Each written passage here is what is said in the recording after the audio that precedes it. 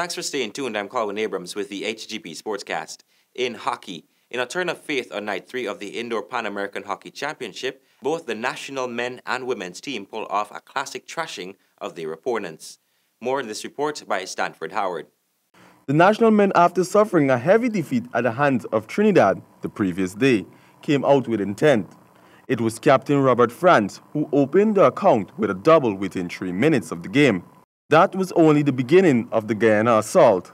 They then went on to score 4 more goals in the first half, with the captain scoring 4 out of that 6. The men in the Golden Arrowhead continued their game plan in the second half, when the captain once more added another 4 goals to his name, leaving the Mexicans stunned. The national men finished the night 12-0 against Mexico. On the women's side, the national ladies registered their first win after toppling Barbados' defense in a 5-1 rout.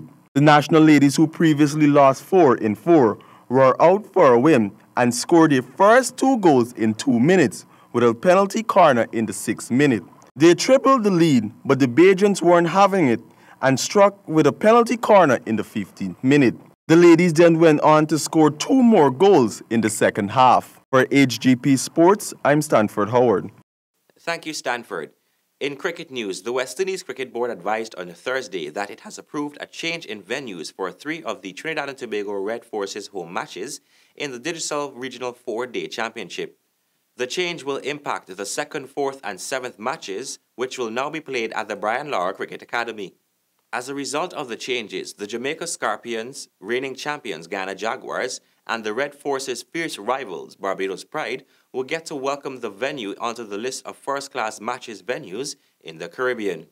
The changes will impact on the 7th and 9th round matches against the Jamaica Scorpions and the Trinidad and Tobago Red Forces, respectively.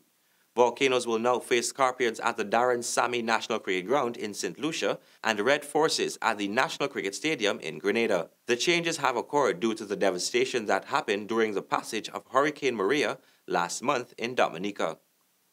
In football news, Ghana's lone FIFA female referee Maurice Skeet is leaving for Costa Rica to attend the CONCACAF 2017 Women's Elite Referee and Assistant Referee course from October 19 to 22.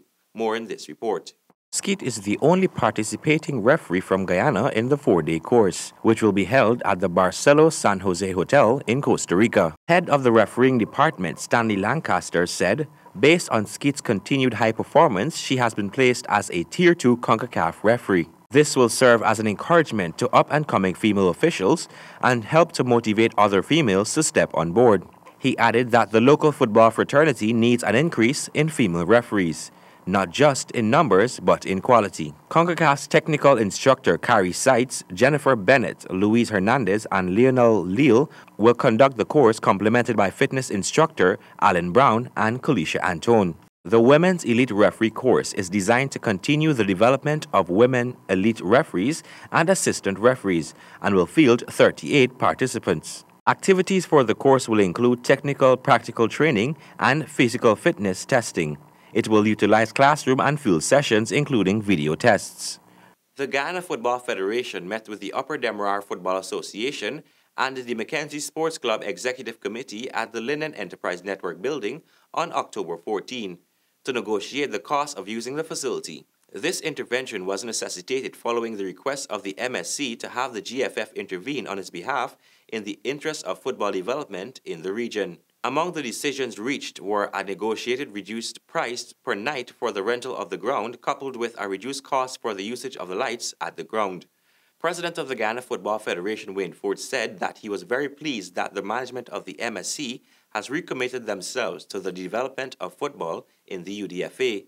He added that this is yet another step of stakeholders recognizing the value that can be derived from working hand in hand with the GFF and its members. And that has brought us to the end of this edition of the HGP Sportscast. Back to you, Travis.